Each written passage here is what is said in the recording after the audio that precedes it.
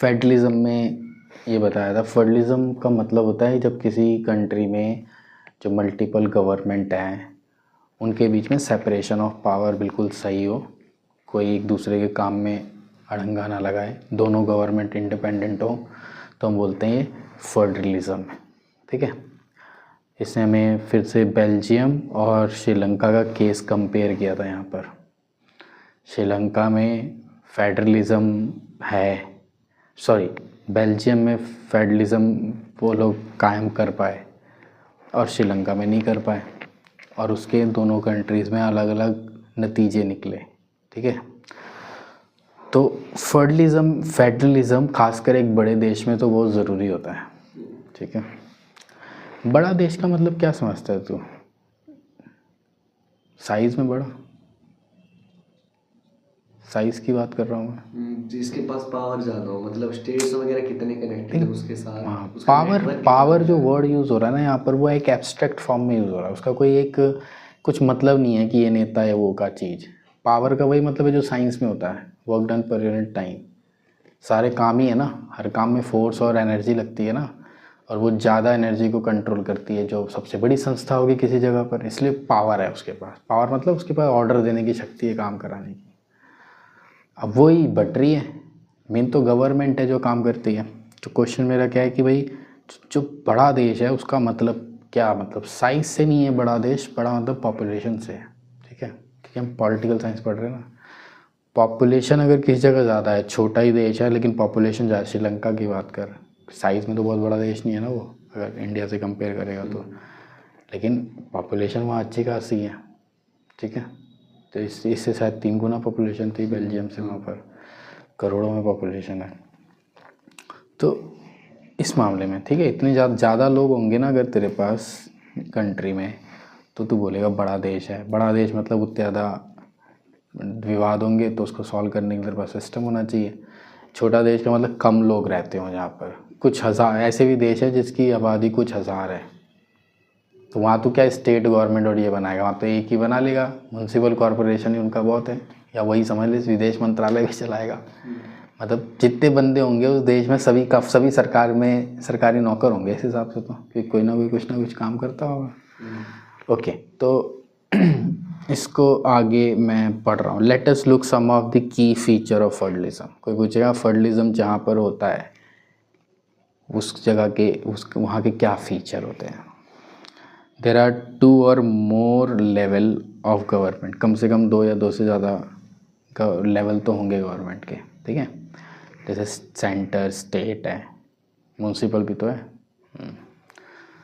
Different tier of government govern the same citizen but each tier has its own jurisdiction in specific matter of legislation, taxation and administration।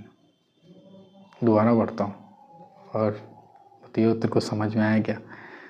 दूसरा feature है different tier of government govern the same citizen.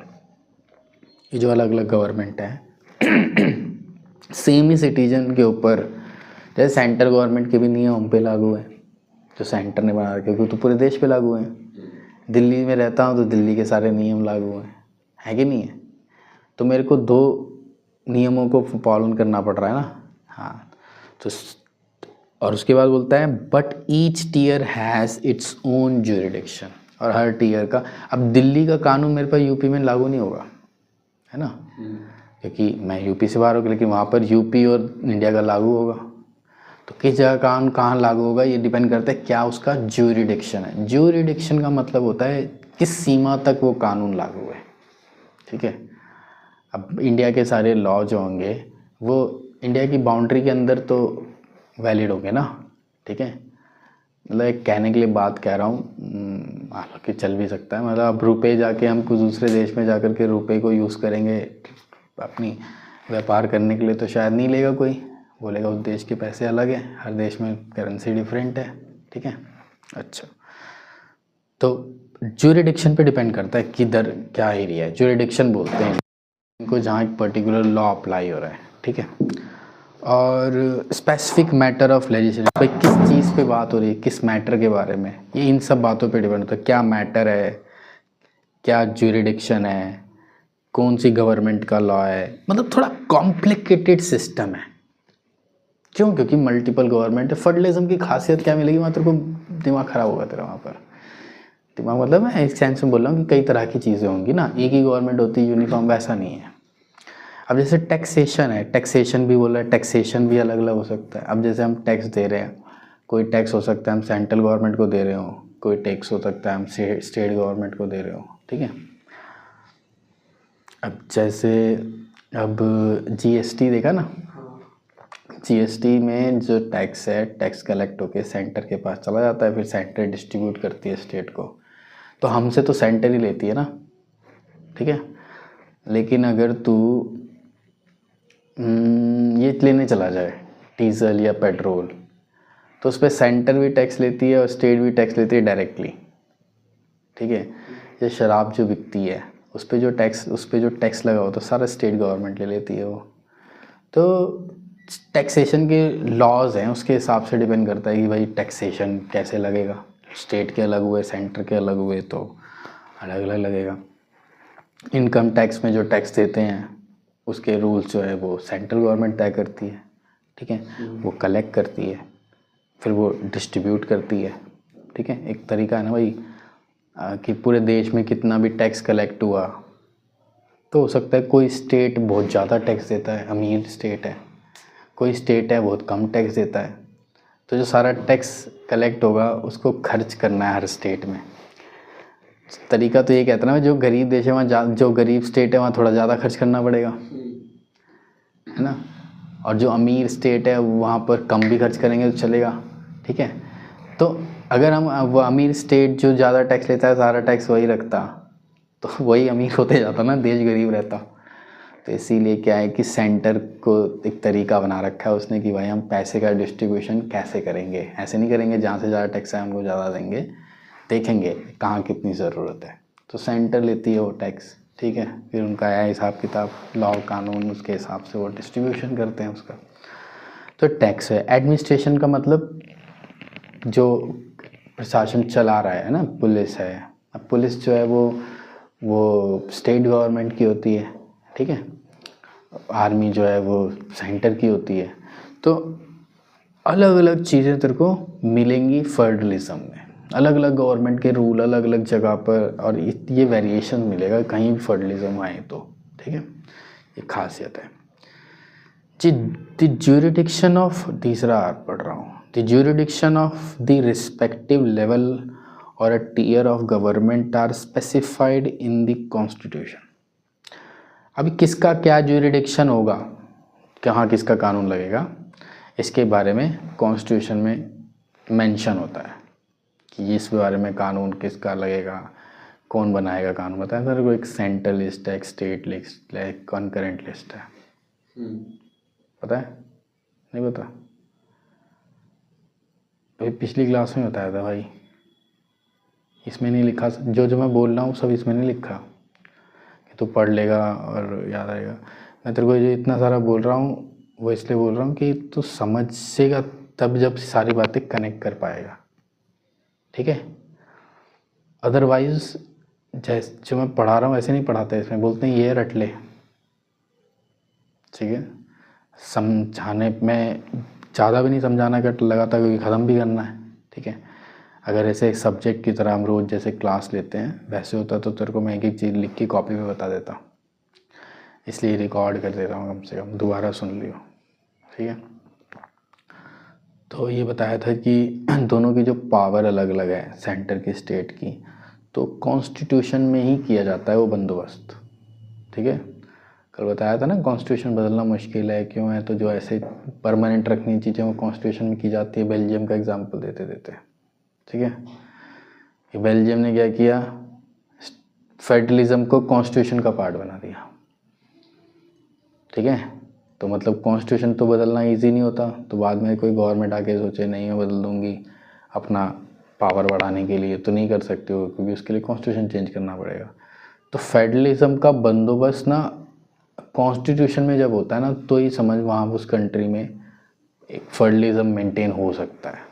नहीं तो अगर ये maintain नहीं है, मन मर्जी पे है, तो जो बड़ी सरकार होती, ताकतवर सरकार होगी, वो अपना चलाएगी, बोलेगी जैसे मैं कह रही हूँ वैसे होगा। तो सेंट्रल लिस्ट और स्टेट लिस्ट है हमारे देश में।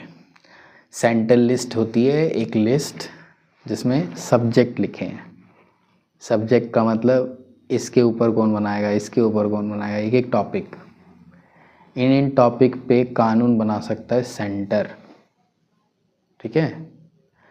और ऐसे ही स्टेट लिस्ट में जो सब्जेक्ट लिखे हैं उन सब्जेक्ट पे कानून बनाता है स्टेट गवर्नमेंट, ठीक है।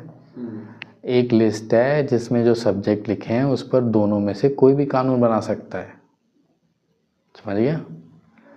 जैसे मान ले कोई एक इशू है जिसकी ज़रूरत पूरे देश को नहीं है लेकिन एक स्टेट को है, तो उसने अपना बना लिया, चल रहा है वहाँ पर, स्टेट का कोई कानून ही नहीं है उसमें। लेकिन अगर उसी सब्जेक्ट पर बाद में स्टेट ने, सेंटर ने भी कानून बना दिया, क्यों? क्योंकि वो कंकरेंट लिस्ट में सेंटर ही बना सकता है। तो जैसे ही सेंटर कानून बना देगा हर स्टेट में वो कानून लागू हो जाएगा, उस स्टेट में भी जिस स्टेट में वो पहले से कानून था उसकी जगह भी ये नया आ जाएगा उसी सब्जेक्ट पर। मतलब सेंटर का कानून प्रिवेल करता है, समझ गया। तो इसको बोलते हैं कंकरेंट लिस्ट, ठीक है। ऐसे हुआ डिवीजन ऑफ पावर। समझ में आ रहा है, नहीं आ रहा? सुन के याद आ रहा है? ऐसा कुछ सुना था तुमने? कंकरेंट लिस्ट नहीं सुना था। चल ठीक है। तो ज्यूरिडिक्शन जो है अलग अलग गवर्नमेंट की, वो कॉन्स्टिट्यूशन में स्पेसिफाई होती है। जो भी तेरे को परमानेंट काम करना है, फेडरलिज्म एक बहुत मेन चीज़ है, तो उसको कॉन्स्टिट्यूशन में मेंशन कर। So the existence of authority of each tier of government is constitutionally guaranteed. कल कोई गवर्नमेंट दूसरे गवर्नमेंट की को वो ना ब्रीच ना करे, इसके लिए कॉन्स्टिट्यूशन में ही ये बंदोबस्त स्पेसिफाई कर दिया जाता है। जिस भी देश में फेडरलिज्म होगा कॉन्स्टिट्यूशन में उसके लिखा होगा, ठीक है। The fundamental provisions of constitution cannot be unilaterally changed by one level of government। ये तो ऐसे लिख रहा है लेकिन सीधी सी बात है, कॉन्स्टिट्यूशन में कोई चेंज कोई एक गवर्नमेंट यूनिलैटरली नहीं कर सकती। मतलब सेंट्रल गवर्नमेंट चाहे कि मैं कॉन्स्टिट्यूशन बदल दूं तो वो नहीं बदल सकती, ठीक है। थोड़ा बहुत कुछ कुछ चीज़ें होती हैं जो वो शायद बदल भी सकती है, लेकिन जो मेन बातें हैं, सबसे मेन बात कॉन्स्टिट्यूशन की क्या होती है? सबसे मेन बात होती है फंडामेंटल राइट। क्या होते हैं फंडामेंटल राइट्स? वो क्या होते हैं? कितने फंडामेंटल राइट हैं? 7 है। बुक्स में लिखे होते हैं ना आगे। फंडामेंटल राइट बुक्स में शायद कहीं कहीं किसी एनसीईआरटी में कभी कभी लिखे होते हैं, ज़्यादातर मैं देखा है एक दो पेजेस के बाद। इसमें तो लिखे ही होंगे शायद, ले सिर्फ प्रेम्बल लिखा है, ठीक है। तो 7 हैं फंडामेंटल राइट। वो फंडामेंटल राइट जो हैं, अगर मान ले कोई सोचे गवर्नमेंट भाई हमको चेंज करना है सेंट्रल गवर्नमेंट, तो नहीं कर सकती वो, ठीक है। क्यों नहीं कर सकती? अकेले चाहे तो, क्योंकि ऐसे होता ही नहीं। उसके लिए कॉन्स्टिट्यूशन बदलना पड़ेगा।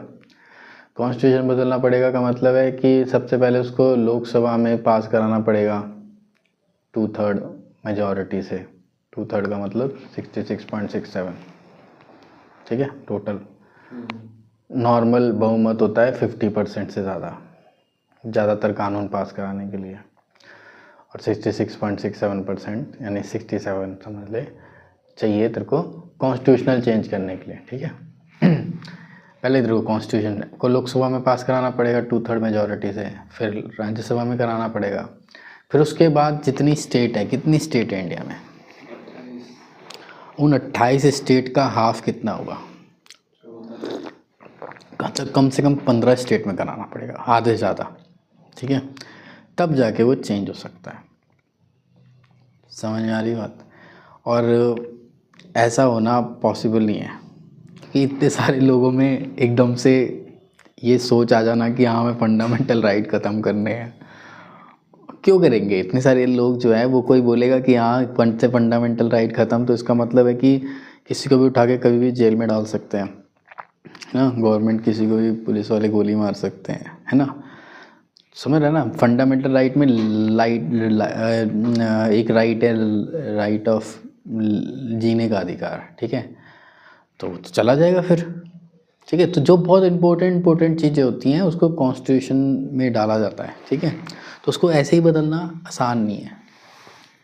तो फंडामेंटल जो भी प्रोविज़न तुझे करने, राइट एक फंडामेंटल प्रोविज़न, फंडामेंटल जो सबसे ज़रूरी मानता है वो सब कॉन्स्टिट्यूशन में उसका बंदोबस्त मिलेगा तुझे, जहाँ भी फेडरलिज्म है।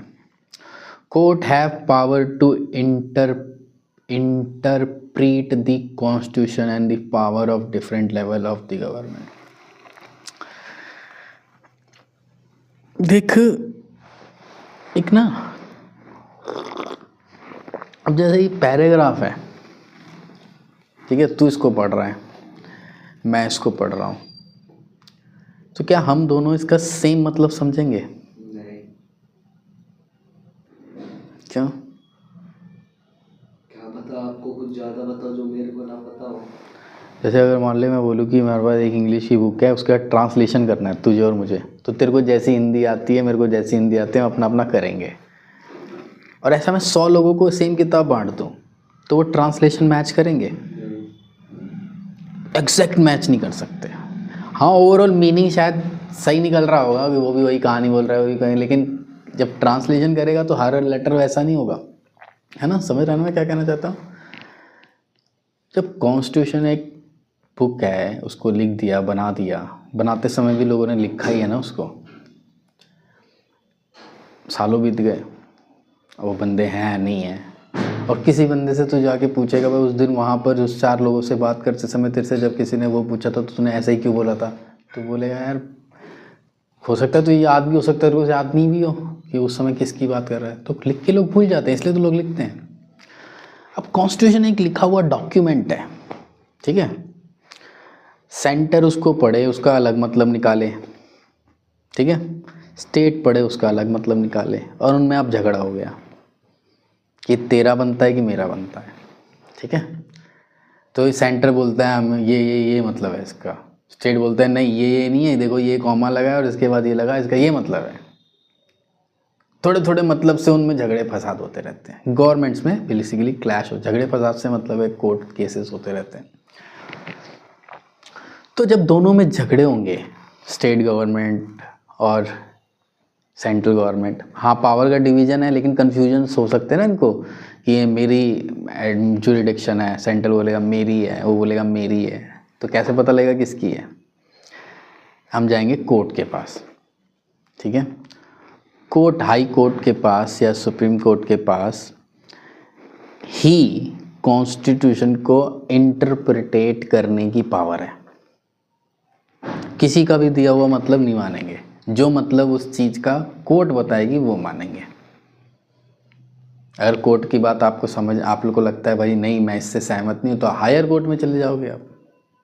हाई कोर्ट ये वाले मामले डिस्ट्रिक्ट कोर्ट में जाते हैं, सरकारों के मामले हैं ना ये, तो ये कोर्ट आमतौर पे सीधा क्या जाता है, सुप्रीम कोर्ट में जाता है, ठीक है, नॉर्मल बेंच सुनेगी उसको,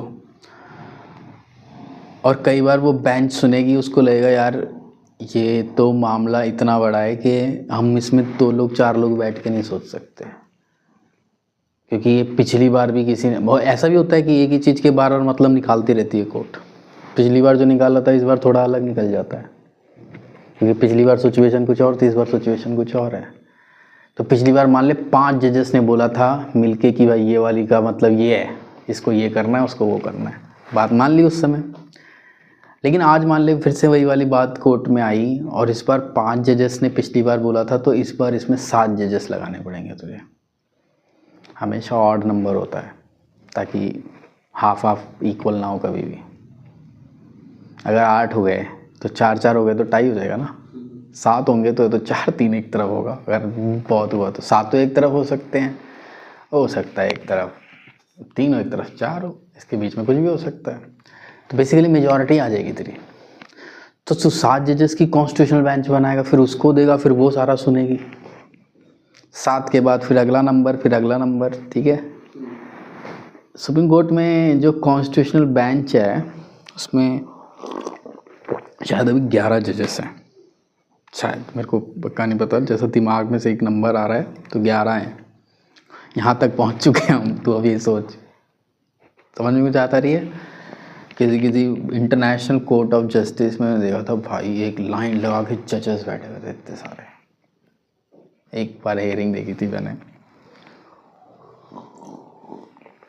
तो कोर्ट के पास है कि कॉन्स्टिट्यूशन का मतलब क्या निकालना है। ये लाइन जहाँ भी फेडरलिज्म है वहाँ पर तेरे को ही मिलेगा। Court have power to interpret the constitution and the powers, ठीक है, of different level of the government. The highest court act as an umpire if dispute arise. जो सुप्रीम कोर्ट है, सबसे हायर कोर्ट वही है, ठीक है। अगर कोई डिस्प्यूट होता है तो उसका काम एम्पायर का हो जाता है। एम्पायर जानता ना क्या होता है? नहीं। क्रिकेट में तेरे को पता नहीं एम्पायर क्या होता है? हाँ। एम्पायर का काम क्या होता है बताना, क्या सही है क्या गलत है। एक बार जो बोल देता है उसकी बात को मानना पड़ता है, या उसका एक प्रोसेस है। क्या प्रोसेस है? Third umpire. थर्ड एम्पायर वाला केस होता है ना कि बाउंड्री के पार जाते हुए तो इसने कैच नहीं पकड़ लिया या रन आउट सही से। एक स्पेशल केसेस आते हैं जिसमें कोई आदमी धोखा खा सकता है चाहे कितना भी ईमानदार हो, तो उसमें थर्ड एम्पायर ले लेता है एम्पायर कि भाई तू कैमरे में देख। जो बड़े बड़े मैच होते हैं, हम गली क्रिकेट खेलते हैं उसमें तो कैमरा ही लगाते हैं हम, लेकिन जो बड़े मैचेस होते हैं उसमें तो सब कुछ लगा होता है। तो देखा है ना तूने मैचेस, भाई वो जब बॉल लगी तो वहाँ है कि नहीं है बैट, तो एकदम स्लो मोशन में देख के बताता है भाई आउट है नहीं आउट है। और अभी तो वो भी चलता है ना, जो प्लेयर भी रिव्यू ले लेते हैं। एक दो बार का रहता है कि अगर कि कोई ऐसी सिचुएशन में एम्पायर ने आउट नॉट आउट कुछ दे दिया जिसका थर्ड एम्पायर वाला भी नहीं हो रहा, तो क्या कहता है वो रिव्यू ले लेता है, तो उसमें थर्ड एम्पायर देख के बताता है। जैसे आमतौर पे ये वाला केस कहाँ ज़्यादा यूज़ होता है? नो बॉल में बहुत यूज़ होता है। तो एम्पायर ने दे दिया, उसने नो बॉल दे दी कि नो बॉल है या आउट नहीं है, नॉट आउट दे रहा है वो, क्योंकि उसको लगा पैर बाहर निकल गया। अब बॉलर कहता है नहीं नहीं है, विकेट उड़ गए हैं इसके, रिव्यू लेता हूँ इसका, मेरा पैर मुझे कॉन्फिडेंस से अंदर था। अब पैर अंदर ही मिला, थर्ड एम्पायर ने देखा उसका, तो मतलब तेरे को पता ही फिर क्या होता है क्रिकेट के बारे में, क्या बताऊँ। मतलब मैं एक एग्जाम्पल देने की कोशिश कर रहा हूँ कि एम्पायर का रोल जो होता है ना वो ट्रांसपेरेंट होता है, और वो होता है भाई किसी का पक्ष नहीं लेना, निष्पक्ष, ठीक है। तो एम्पायर वर्ड हमें इसलिए वो बता रहा है ताकि हम एग्जैक्ट समझ जाएं कोर्ट का काम कैसा होता है, क्योंकि एम्पायर तो सभी समझते हैं ना, बच्चे भी समझते हैं एम्पायर क्या होता है। तो कोर्ट का एम्पायर का रोल हो जाता है उस सिचुएशन में, अगर इन गवर्नमेंट के बीच में क्या हो जाए,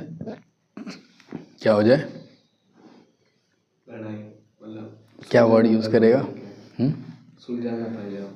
हाँ, तो इनके बीच में क्या हो जाए, वर्ड बता ना, एक कोई वर्ड क्या यूज़ करेगा? डिस्प्यूट। क्या? डिस्प्यूट। हाँ, देख ये भाषा तुझे समझ में आएगी ना, तो एक कोर्ट कचहरी वाली भाषा समझ में आती है आसानी से, ठीक है। डिस्प्यूट हिंदी में मतलब विवाद हो गया। छठा, सारे पॉइंट्स का मतलब समझ में आया? Source of revenue for each level of government are clearly specified. किसका पैसा किसके पास जाएगा, किसका रेवेन्यू सेंटर का पास जाएगा, किसका रेवेन्यू स्टेट के पास जाएगा। जैसे अपन दुकान पे चले गए गाड़ी खरीदने के लिए, ठीक है, तो उसने बताया भाई गाड़ी है ये 5 लाख रुपए की है या 10 लाख रुपए की गाड़ी है, ठीक है, और ऑन रोड पड़ेगी आपको 13 लाख रुपए की, या आप चल 14 लाख रुपए की। तो बोलेगा गाड़ी है 10 लाख रुपए की तो ऑन रोड 14 लाख की क्यों पड़ेगी? तो वो बोलेगा ये जो 14 लाख है ये टैक्स है, ठीक है। तो गाड़ी खरीदने जाते हैं तो हमें टैक्स देना पड़ता है। कौन सा टैक्स? वही जो सब कुछ खरीदते हुए देते हैं, जीएसटी। हाँ, वो तो देना ही पड़ता है। वो कौन ले लेता है? State government. लेकिन एक हमें रोड टैक्स भी देना पड़ता है, ठीक है, और रोड टैक्स जो है वो लेती है कौन? स्टेट गवर्नमेंट, ठीक है। तो कौन किस चीज़ का टैक्स लेगी कानून के हिसाब से तय होता है, तो इसके लिए लॉ बने होते हैं, तो स्पेसिफिकली डिफाइन होता है, स्पेसिफिक किसका पैसा किसके पास जाएगा। यहाँ भी विवाद हो सकता है सेंटर बोले हमारा है, स्टेट बोले कि नहीं भाई हमारा है। क्या किसका है लीगली, ये कहाँ तय होगा? ओल्ड में। क्योंकि उनमें ये कॉन्स्टिट्यूशन में तो बंदोबस्त किया होगा, लेकिन उनको समझने में वो चाहता है मेरा फ़ायदा हो जाए, वो चाहता है मेरा फ़ायदा हो जाए। समझ आने बात। सरकार का क्या है, सरकार ऐसी चीज़ समझ ले, मतलब कि वो पैसा उस कहाँ से आएगा उसके पास खर्चा करने के लिए। सरकार जाके नौकरी करती है क्या? नहीं। कि सुबह जाती हूँ मैं 8-9 बजे से लेके रात 5 बजे 6 बजे तक सरकार नौकरी करती है, फिर पैसे कमाती है, फिर अपने बच्चों को उससे खाना खिलाती है। ऐसा कुछ काम करती है सरकार? नहीं करती। ये तो इंसान की डेफिनेशन में फिट हो रहा है। सरकारें ये नहीं करती, सरकारें ऐसे चलती हैं कि वो लोगों से ही पैसा लेती हैं और फिर लोगों पे उसको खर्च करना होता है उसे। ये कुल मिला के ये काम है सरकार का, ठीक है। अगर तू पैसे के पॉइंट ऑफ व्यू से देखे तो, सिंपल सेंस में सोचे तो जो लेती है उसके ऊपर रेवेन्यू बोल देते हैं, ठीक है।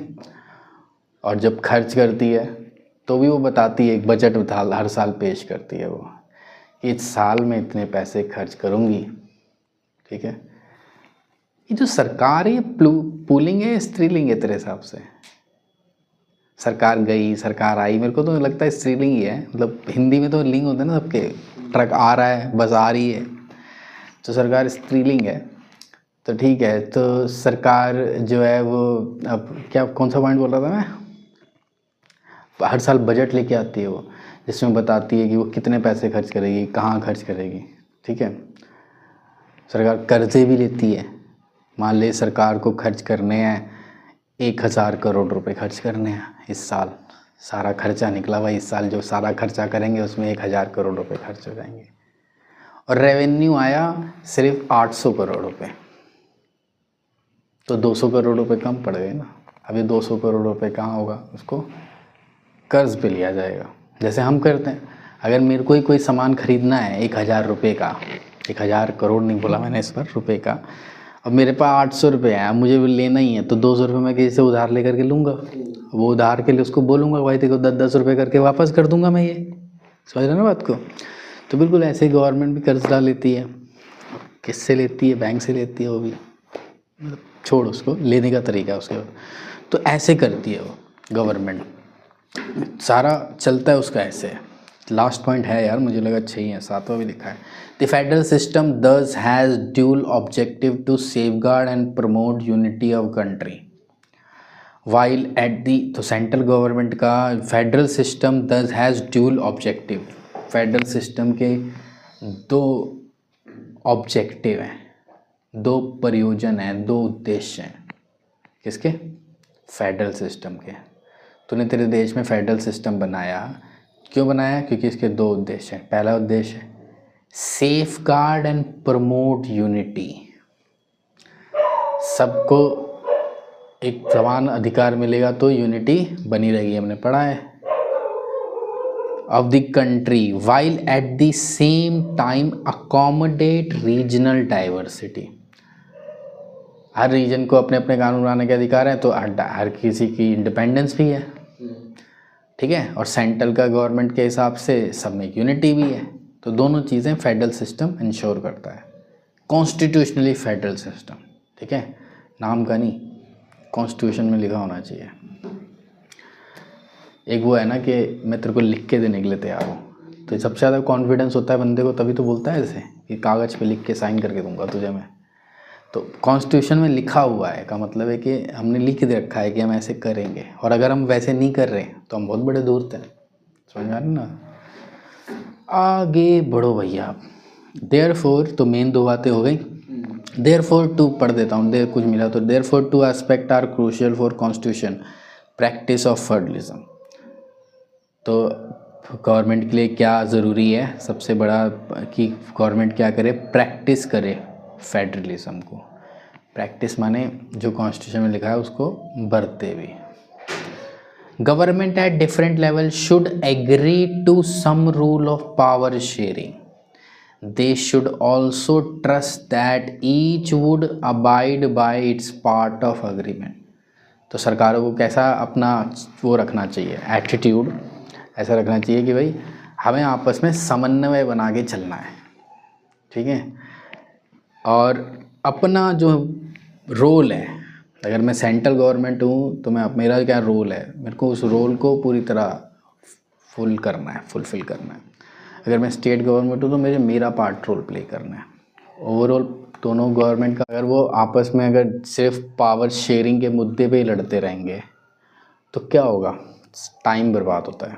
ठीक है, जो काम 1 साल में हो सकता है वो 10 साल ना हो, वो 1 साल में हो गया तो जितने लोगों को उससे फ़ायदा मिल सकता है वो 10 साल में होगा, तो पता लगे वो लोग ही ना रहे, या फिर है ना, मतलब डिले प्रॉब्लम ही है। मरीज़ को अस्पताल ले जाते डिले का क्या मतलब होता है?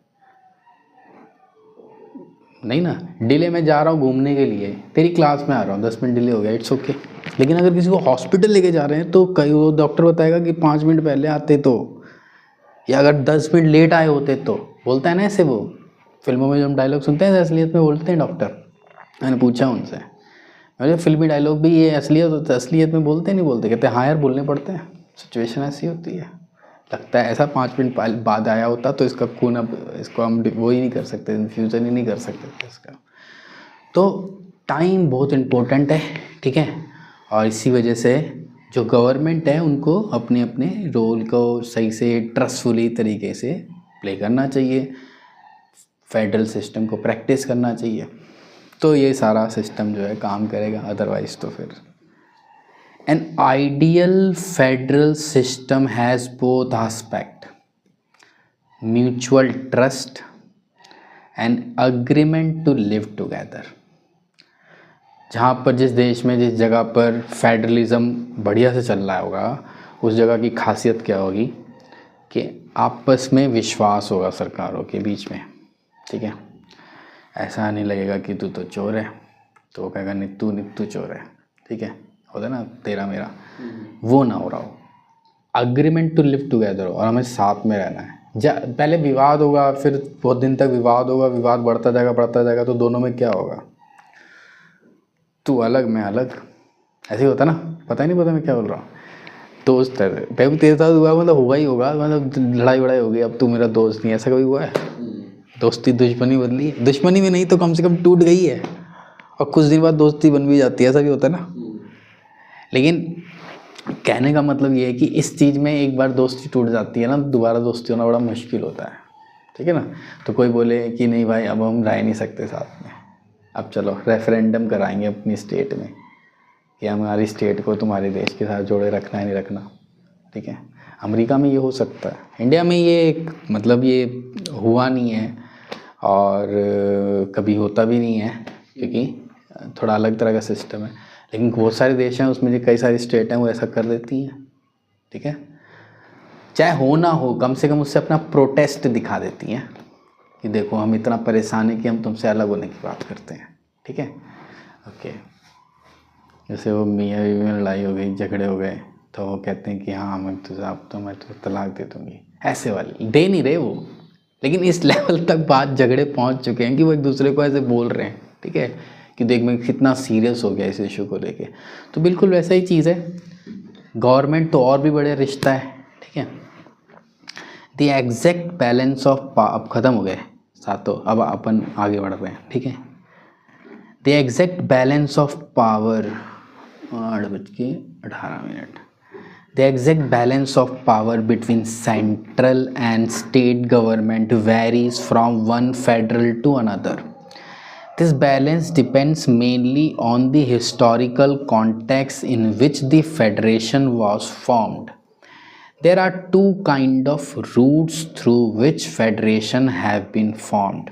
The first route involved the independent state coming together, बहुत important बात बोल रहा है, coming together to form bigger unit, so that by pulling sovereignty and retaining identity they can increase their security. This type of coming together federation include USA, Switzerland, Australia. In this first category of federation, all of constituent states usually have equal power and are strong, vice versa the federal government. A second route, मैं पहले पूरा पढ़ दूँ फिर समझा दूँगा। The second route is where a large country decided to divide its power between the constituent states and national government.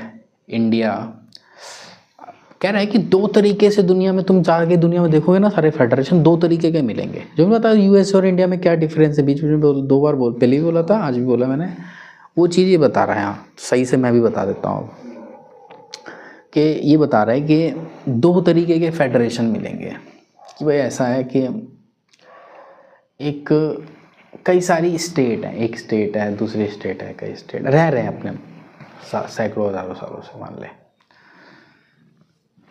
इनको ऐसा लगा कि यार अगर हम बगल वाले दोस्त स्टेट से दोस्ती कर लें तो उसके यहाँ ये काम होता है, हमारे यहाँ ये काम होता है, हम मिलके ये काम कर सकते हैं, है ना, पार्टनरशिप हो जाती है।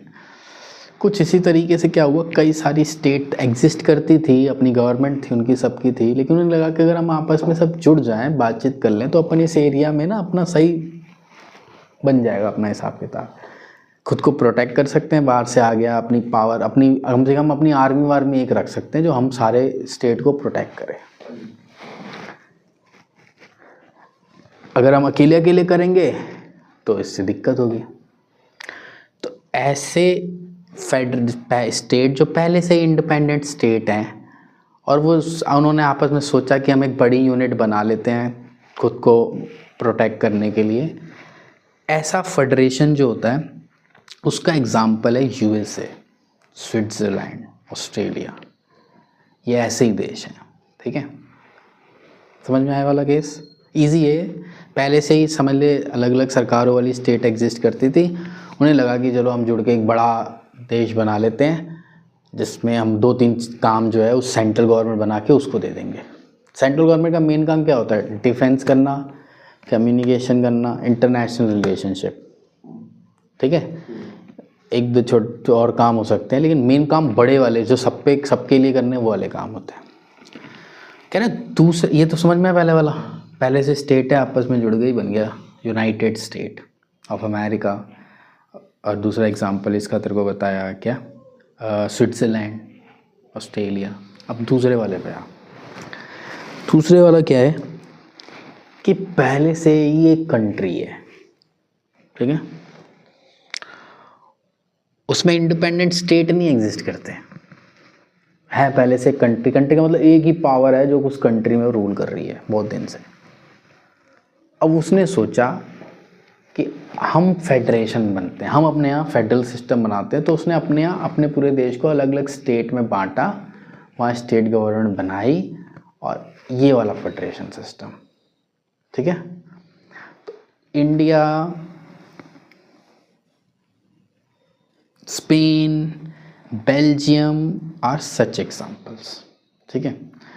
इंडिया, स्पेन, बेल्जियम जो है वो इस तरह का एग्जाम्पल है।